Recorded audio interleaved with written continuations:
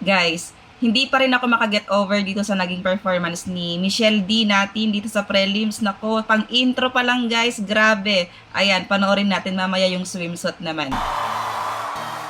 Michelle Marquez D, Pilipinas! Grabe! Ay nako, intro pa lang yun guys ha.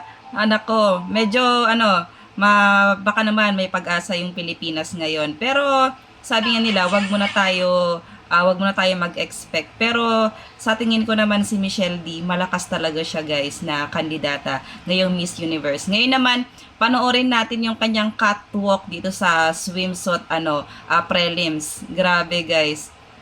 Okay. Ayan. Grabe ang hot niya sa red swimsuit. Wow. Yung pagka-snake. Perfect. Ang galing. Ang fierce ng mukha niya. Perfect.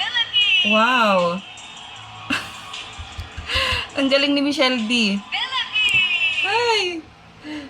Wala lang. Botong-boto talaga ako kay Michelle D, guys. Kasi bukod sa, yun nga, maganda siya, brainy, at talagang pasok sa banga yung kanyang advocacy. No? Ayan, so let's pray na may uwi ni Michelle D ang corona. Ay, grabe. Good luck, Pilipinas.